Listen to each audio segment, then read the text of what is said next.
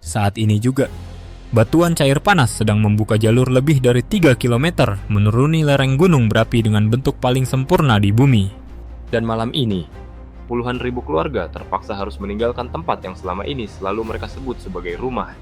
Namun pemandangan awal ini hanyalah satu sisi dari sebuah negara di mana para tetua dataran tinggi membuat peti mati mereka sendiri sebelum mereka meninggal dunia, di mana komunitas penghuni laut dapat menahan napas selama 13 menit setiap kalinya, dan di mana para perempuannya telah secara konsisten memenangkan setiap kompetisi kecantikan global utama. Ini adalah sebuah bangsa di mana seluruh keluarga telah menjadikan pemakaman yang berisi lebih dari 1 juta jiwa sebagai rumah permanen mereka, dan di mana perayaan Natal terlama di planet ini mengisi 1/4 kalender setahun penuh. Selamat datang di Filipina, Negara paling menawan di seluruh benua Asia.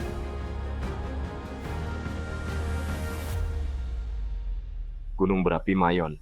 sejak tanggal 2 Mei tahun 2026. Kerucut vulkanik yang paling simetris dimanapun di bumi ini telah meletus tanpa henti, sedikit pun selama lebih dari 116 hari secara berurutan. Lembaga Institut Vulkanologi dan Seismologi Filipina telah secara resmi mempertahankan status siaga tingkat 3 semenjak bulan pertama tahun ini.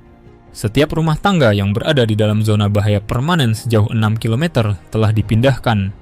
Dan laporan dari Bloomberg pada tanggal 3 Mei mencatat bahwa 52 komunitas di sekitarnya telah terkubur rapat di bawah endapan abu vulkanik yang sangat tebal.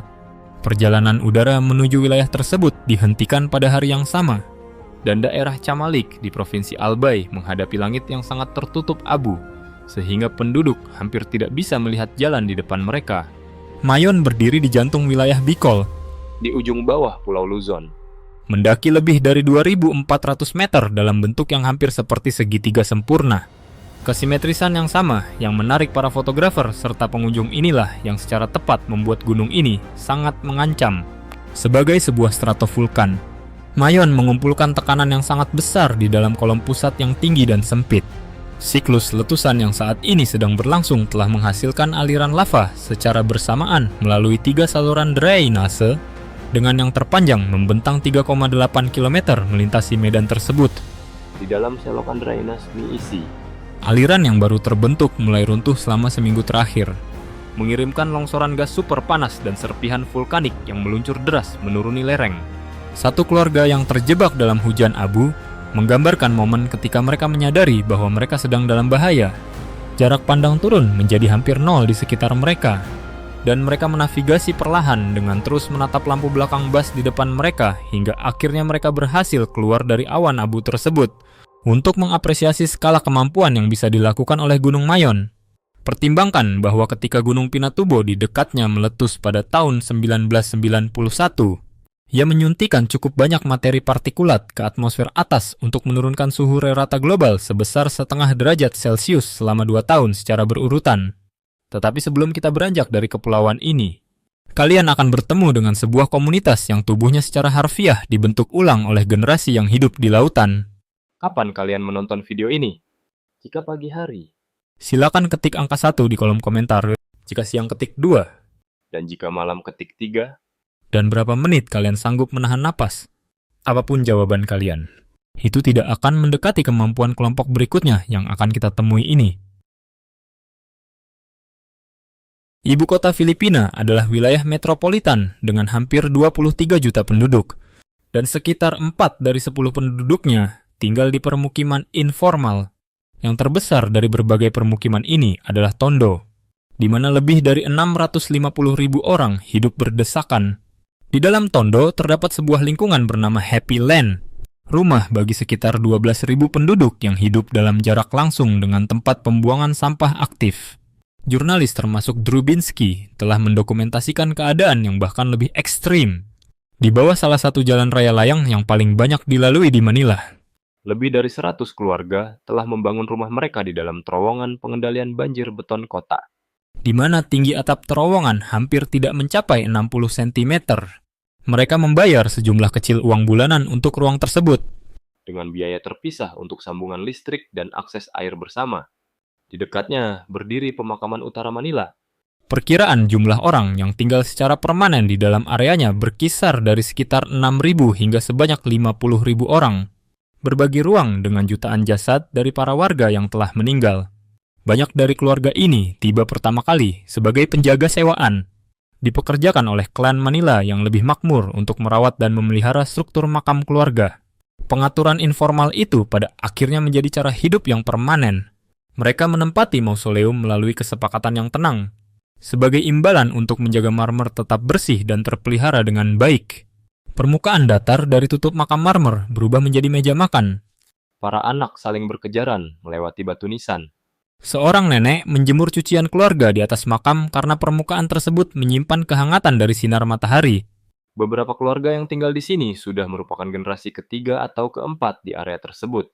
Banyak anak masih berjalan kaki ke sekolah setiap pagi, melangkah dengan sangat cermat di antara makam para warga yang tidak pernah mereka kenal. Setahun sekali, Pada hari semua orang kudus, dinamika yang biasa terjadi berbalik secara total. Pada tahun 2025, lebih dari 1 juta warga Filipina mengunjungi pemakaman utara Manila dalam satu hari, dengan banyak yang tiba malam sebelumnya untuk mendirikan tenda sementara di samping tempat peristirahatan kerabat mereka. Di sejumlah distrik ini, praktik bertahan hidup yang dikenal sebagai pakpag telah didokumentasikan selama waktu yang sangat lama. pedagang pinggir jalan mengumpulkan tulang ayam makanan cepat saji yang dibuang dari tempat sampah restoran terdekat, Membersihkan apa yang tersisa. dan menggoreng kembali porsi tersebut untuk dijual kembali dengan harga sekitar $0,5 Amerika Serikat per porsi. Praktik ini terkonsentrasi di lingkungan Metro Manila tertentu. Dan banyak warga Filipina yang tinggal di daerah provinsi tidak pernah menemuinya. Namun, detail yang tampaknya dibawa pulang oleh hampir setiap pengamat luar adalah suara tawa. Seorang pensiunan Amerika yang tinggal di Cebu pernah membagikan pengalaman di dunia maya. Seorang pemuda duduk di sebelahnya di sebuah meja, dan dengan tenang mulai memakan sisa tulang ayam yang ditinggalkan pria Amerika itu di piringnya. Ketika pria Amerika itu menawarkan untuk membelikan makanan baru untuk pemuda tersebut, Ia menolaknya dengan sopan. ia sudah makan cukup. Jelasnya, makanan segar itu adalah untuk 6 saudara pria dan wanita yang menunggunya di rumah. Ketahanan warga Filipina adalah sesuatu yang nyata. Tetapi itu tidak sama dengan kebahagiaan warga Filipina. Kedua kebenaran itu ada secara bersamaan. Tinggalkan pesan singkat di komentar dan beritahu kami bagaimana perasaan kalian tentang bagian cerita ini.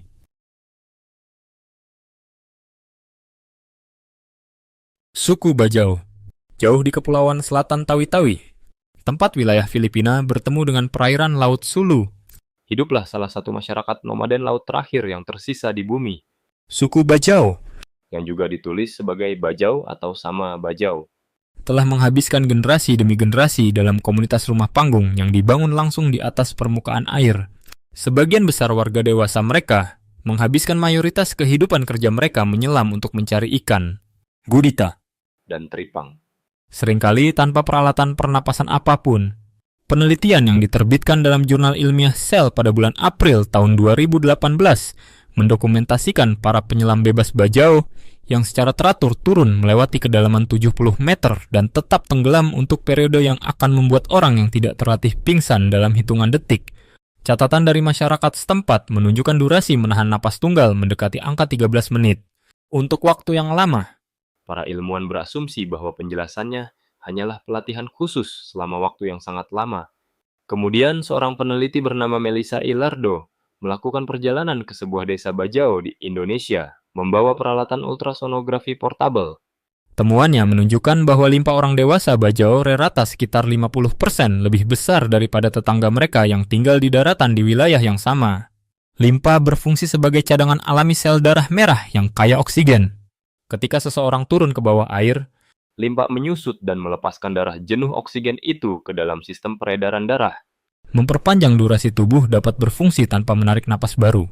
Tim penelitinya juga mengidentifikasi 2 gen spesifik, PDE10A dan BDKRB2, yang bertanggung jawab atas pembesaran limpa dan untuk mengarahkan kembali oksigen yang tersedia menuju otak dan jantung selama penyelaman. Ini adalah kesempatan pertama dalam literatur ilmiah bahwa populasi manusia telah didokumentasikan beradaptasi secara biologis terhadap kehidupan yang dihabiskan di dalam air. Dengan cara yang sebanding dengan bagaimana komunitas Sherpa Tibet telah mengadaptasi fisiologi mereka terhadap kehidupan yang berkelanjutan di ketinggian. Saat ini, Cara hidup tradisional suku Bajau berada di bawah tekanan yang tenang namun terus berkembang. Jika komunitas ini dapat membentuk kembali tubuh mereka sendiri untuk bertahan dari kedalaman laut, apa yang mungkin diberitahukan hal itu kepada kita tentang kapasitas manusia untuk berubah? Hanya dalam jarak dekat dari berbagai distrik modern di Manila. Di bawah jalan raya layang, dan di dalam salah satu pemakaman terbesarnya. Jenis adaptasi manusia yang sangat berbeda dapat terlihat.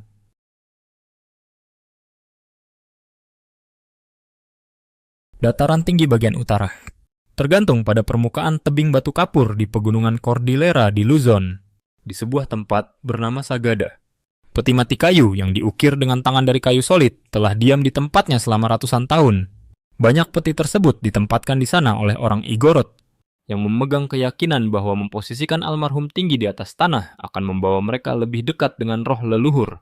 Banyak dari peti mati ini dibuat oleh individu yang pada akhirnya akan menempatinya menjelang akhir hayatnya.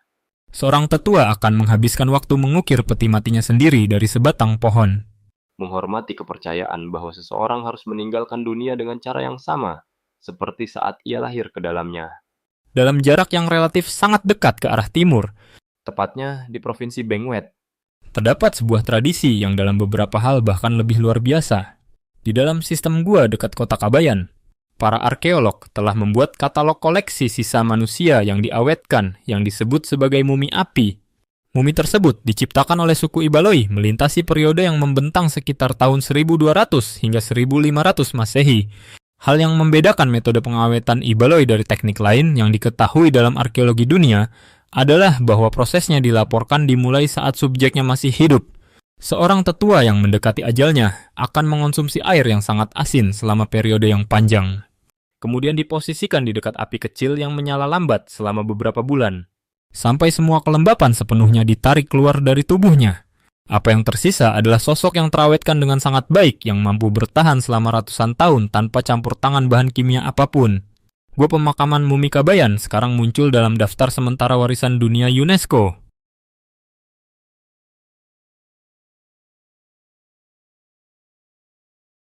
Jika musik berfungsi sebagai detak jantung kedua Filipina, maka karaoke adalah denyut nadi utamanya. kalian pasti akan dapat menemuinya di pasar jalanan terbuka, Di dalam ruang tamu keluarga yang nyaman, di geladak kapal feri komersial yang bepergian melintasi antar pulau, dan di pemakaman, di mana keluarga memegang keyakinan bahwa lagu yang dikenal dengan baik akan membantu jiwa yang berangkat menemukan jalannya dengan lebih sedikit kesulitan. Sangat sedikit orang di luar negeri yang menyadari bahwa teknologi dasar yang membawa karaoke ke seluruh dunia dipatenkan oleh orang Filipina. Pada tahun 1975, seorang penemu bernama Roberto del Rosario mendaftarkan sistem bernyanyi bersama yang asli. Pada tahun 2008, lebih dari 160.000 orang berkumpul di satu tempat di Manila untuk bernyanyi bersama. Mencetak rekor dunia Guinness untuk pertemuan karaoke langsung terbesar dalam sejarah. Tergabung dalam budaya yang sangat musikal ini adalah satu cerita yang aneh.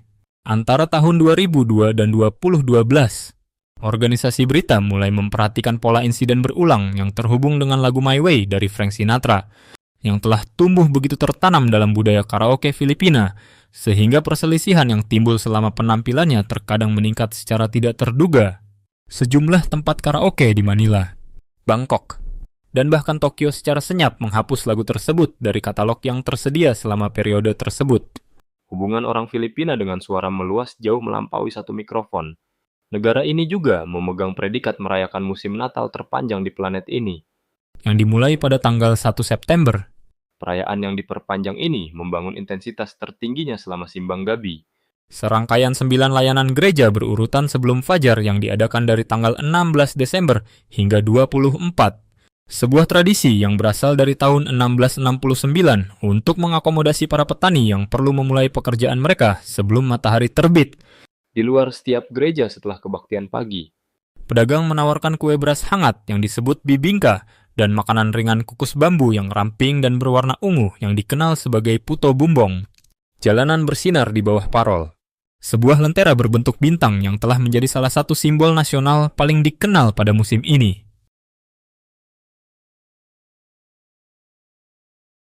Perempuan Filipina telah membangun kehadiran di panggung internasional yang menjangkau jauh lebih dari sekadar penampilan fisik.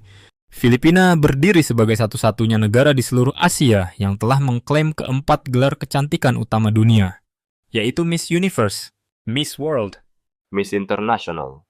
dan Miss Earth. Secara spesifik dalam peringkat Miss Universe, Negara ini menempati posisi keempat secara global, hanya tertinggal dari Amerika Serikat, Venezuela, dan Puerto Rico dalam total kemenangan. namun Ceritanya jauh lebih besar daripada sekadar kompetisi kecantikan. Menurut laporan wanita dalam bisnis Grant Thornton yang diterbitkan untuk tahun 2026, wanita sekarang menempati 44,5% dari peran manajemen senior di dalam berbagai perusahaan Filipina. Proporsi tertinggi kedua dari negara manapun di planet ini. Hanya 3,4% dari semua bisnis yang terdaftar secara resmi di Filipina melaporkan tidak memiliki perempuan sama sekali di posisi kepemimpinan senior. di menara komersial Makati dan Bonifacio Global City, perempuan bukanlah pengecualian di ruang pertemuan eksekutif. Perpaduan antara kepercayaan diri publik dan visibilitas global yang berkelanjutan ini juga membantu menjelaskan sejarah panjang pernikahan internasional di negara ini. Sekitar 20.000 pernikahan lintas batas terdaftar secara resmi setiap tahun di Filipina. Dan banyak dari hubungan ini dimulai bukan di tempat tujuan wisata, tetapi di rumah sakit di luar negeri. Di mana perawat dan petugas layanan kesehatan Filipina mendapati diri mereka membangun koneksi dengan pasien dan rekan kerja dari seluruh dunia. Namun budaya yang sama yang menempatkan perempuannya di panggung internasional ini juga mempertahankan serangkaian aturan sosial tak tertulis yang terperinci dan terkadang mengejutkan.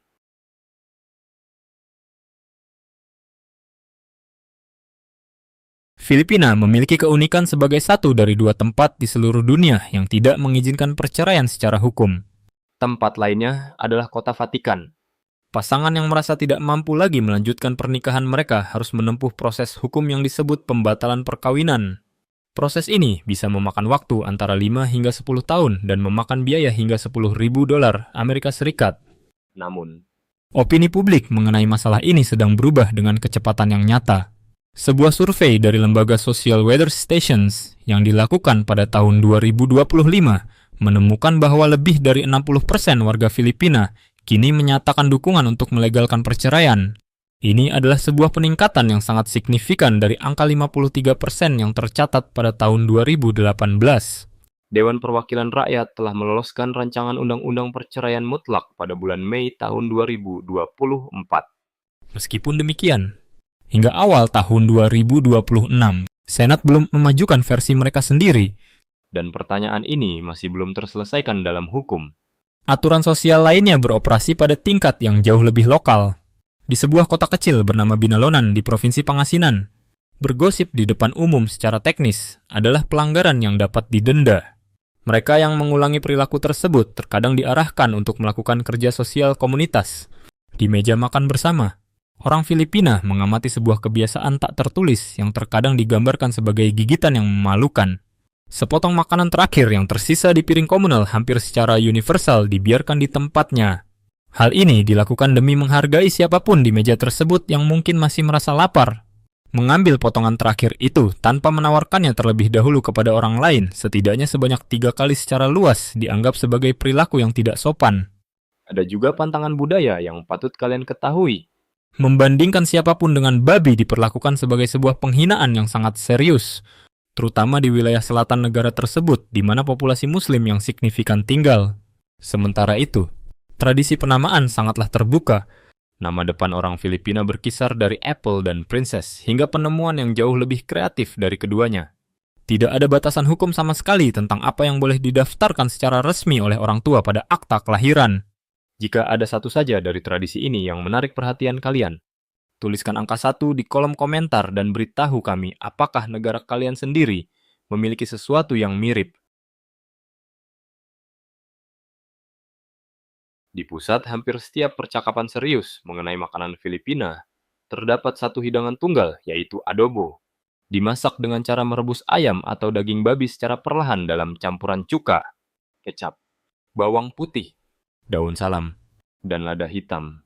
Adobo lebih dari sekadar makanan pokok nasional yang dicintai secara luas. Pada dasarnya, Ini adalah sebuah resep pengawetan. Konsentrasi keasaman tinggi yang diberikan oleh cuka menciptakan lingkungan yang tidak ramah bagi pertumbuhan bakteri. Itulah sebabnya adobo yang dibuat dengan benar pada pagi hari masih dapat disajikan dengan aman pada malam harinya. Dan seringkali mengembangkan rasa yang jauh lebih kaya dan lebih pekat pada keesokan harinya. Kemudian ada balut, yang secara luas dianggap sebagai salah satu makanan paling menantang di dunia bagi pengunjung yang baru pertama kali datang ke Filipina. Bagi warga Filipina, balut adalah jajanan pinggir jalan yang akrab dan sangat disukai yang dijual dari gerobak dorong pada malam hari di seluruh penjuru negeri. Balut adalah telur bebek yang dibuahi dan diinkubasi di mana saja antara 14 hingga 21 hari. Kemudian dipecahkan. Dan dikonsumsi selagi masih hangat. Lebih jauh lagi pada spektrum petualangan makan adalah tamilok. Meskipun penampilannya sangat menyerupai cacing tanah, tamilok sebenarnya adalah moluska bertubuh lunak yang hidup di dalam kayu busuk di hutan bakau kawasan Palawan. Hewan ini diiris langsung dari kayu dan dimakan mentah-mentah. Biasanya ditemani dengan cuka dan cabai segar. Bagi mereka yang selera petualangan kulinernya sedikit lebih konservatif, ada hidangan lechon. Ini adalah babi panggang utuh Filipina yang dirayakan. Disiapkan perlahan di atas arang yang menyala sampai kulitnya mencapai permukaan yang begitu renyah, sehingga bisa hancur dengan sedikit tekanan. Ketika mendiang koki Anthony Bourdain mengunjungi Cebu pada bulan Oktober tahun 2008, ia mencicipi lechon yang disiapkan oleh seorang penulis makanan lokal bernama Joel Binamira. Ia lalu menyatakan secara terbuka bahwa itu adalah babi terbaik yang pernah ia makan. Teknik di balik kulit lechon yang sempurna, seperti yang dijelaskan Binamira, melibatkan pelubangan permukaan kulit secara hati-hati selama proses pemanggangan, memungkinkannya retak dengan bersih di setiap gigitan. Di dekat daftar teratas dari hampir setiap rencana perjalanan wisatawan internasional terdapat Boracay. Hamparan pasir halus sepanjang 4 km yang dikenal sebagai White Beach diakui sebagai destinasi pantai terkemuka di Asia pada penghargaan perjalanan dunia tahun 2025.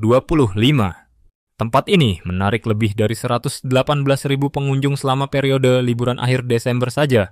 Perairan dangkalnya cukup jernih, sehingga cetakan koran tetap terbaca melalui air setinggi pergelangan kaki pada penghujung setiap malam. Perahu layar parau tradisional miring melintasi cakrawala pada sudut yang curam, memotong bentuk gelap di langit yang memudar. Di sebelah barat daya terletak Pulau Palawan. Kota El Nido menyediakan gerbang menuju pemandangan formasi batu kapur yang menjulang tinggi, serta laguna yang berwarna hijau zamrud cerah. Lebih jauh ke selatan, di sekitar kota Coron, para penyelam turun menuju ke kelompok kapal perang Jepang dari Perang Dunia Kedua yang kini perlahan-lahan direbut kembali oleh karang hidup. Di pusat geografis Visayas terdapat Bohol, rumah bagi Chocolate Hills. Ini adalah lanskap lebih dari 1.200 kerucut batu kapur berlapis rumput yang hampir bulat sempurna. Selama bulan-bulan kering dalam setahun, permukaan hijau berubah menjadi warna coklat yang konsisten di seluruh dataran tinggi. Hal ini memberikan lanskap tersebut penampilan seperti nampan permen yang sangat besar di lepas pantai Cebu. Di kota tepi laut Oslo, perenang dan perenang snorkel berbagi air dengan hiu paus, spesies ikan terbesar di planet ini. Dan jauh di utara, di provinsi Pegunungan Ifugao, terasering sawah Banawe telah dibentuk seluruhnya dengan tangan ke lereng bukit yang curam selama periode lebih dari 2000 tahun. Tempat ini secara resmi dimasukkan ke dalam daftar warisan dunia UNESCO pada tahun 1995. Mengalir melalui provinsi selatan Surigao del Sur adalah Sungai Hinatuan Enchanted. Ini adalah jalur air yang bersumber dari mata air yang begitu transparan, sehingga dasar sungai bersinar dalam nuansa pirus jika dilihat dari permukaan. Pengukuran terdalam yang terverifikasi berada pada sekitar 82 meter. Dengan lorong gua bawah air yang memanjang ke wilayah yang belum pernah dipetakan sepenuhnya. Ahli geologi menjelaskan kejernihan air yang luar biasa ini melalui sifat lanskap batu kapur kars di sekitarnya. Setiap hari pada pukul 3 sore, sebuah karya musik yang disebut Himne Hinatuan diputar dari pengeras suara yang diposisikan di sepanjang tepi sungai. Dalam hitungan detik, ratusan ikan bersisik perak naik ke permukaan untuk menerima makanan langsung dari tangan orang-orang yang menunggu di atas. Generasi nelayan lokal meyakini bahwa tidak ada seorang pun yang pernah berhasil menangkap satu pun dari ikan-ikan khusus ini, lebih jauh ke wilayah utara. di daerah pegunungan Luzon di General Nakar. Anggota komunitas Dumagat sesekali mengumpulkan varietas madu yang diproduksi oleh lebah madu raksasa Asia. Lebah ini memakan tanaman dari keluarga rhododendron. Madu ini membawa jejak alami senyawa yang disebut greyanotoxins dan ditangani oleh pemanen tradisional sebagai zat obat-obatan daripada sekadar makanan sederhana. Yang lebih tidak biasa lagi adalah sebuah tempat bernama Biringan. Menurut tradisi lisan yang diwariskan di antara penduduk Pulau Samar, sebuah kota tersembunyi sesekali menampakkan dirinya kepada para pelancong yang tersesat. Kota ini muncul pada malam hari dan disertai dengan satu peringatan tegas. Siapapun yang memakan makanan di dalam temboknya berisiko tidak akan dapat menemukan jalan kembali ke dunia asal mereka. Seorang penonton Filipina yang tumbuh di Samar membagikan kenangan masa kecilnya secara daring. Sebagai anak-anak, Tulisnya, kami terkadang menghilang selama berjam-jam, dan kemudian kembali berbicara tentang kota yang indah yang dipenuhi dengan orang-orang baik. namun, tidak seorang pun yang mendengar deskripsi kami dapat menemukan tempat itu lagi. Jika salah satu dari lokasi ini memicu sesuatu di dalam diri kalian, tuliskan angka 11 di kolom komentar dan bagikan cerita rakyat dari manapun kalian berasal. Kisah paling menarik saat ini mungkin adalah kisah yang sedang ditulis secara diam-diam oleh negara ini untuk masa depannya. Menurut Bangko Sentral ng Pilipinas, lembaga perbankan pusat negara tersebut, pekerja Filipina di luar negeri mentransfer rekor 35,6 miliar dolar Amerika Serikat kembali ke keluarga mereka di dalam Filipina selama tahun 2025. Ini adalah angka tertinggi yang pernah didokumentasikan dalam sejarah negara tersebut. Angka ini mewakili sekitar 7,3% dari produk domestik bruto nasional. Ketika saluran transfer uang informal dan transfer non-tunai diperhitungkan, totalnya mendekati 40 miliar dolar. Sektor perawatan kesehatan telah muncul sebagai salah satu ekspor internasional Filipina yang paling signifikan. Departemen Kesehatan memperkirakan bahwa sekitar 316.000 perawat Filipina berlisensi, Mewakili lebih dari separuh dari semua perawat yang pernah dilatih di negara tersebut. telah dipekerjakan di luar negeri. Berbagai studi yang meneliti penempatan staf perawatan kesehatan global menunjukkan bahwa perawat Filipina menyumbang sekitar 1/4 dari semua perawat yang bekerja secara internasional di seluruh dunia. Kemudian ada hal yang mungkin dapat digambarkan sebagai raksasa ekonomi diam-diam dari negara ini, Yaitu sektor alih daya proses bisnis, pekerja Filipina mengelola operasi layanan pelanggan, jalur dukungan teknis. fungsi akuntansi, dan pengawasan sistem kecerdasan buatan. Mereka bekerja atas nama perusahaan-perusahaan yang berkantor pusat di Amerika Serikat Kanada, Australia, dan di seluruh Eropa. industri alih daya Filipina menutup tahun 2025 dengan pendapatan sekitar 40 miliar dolar.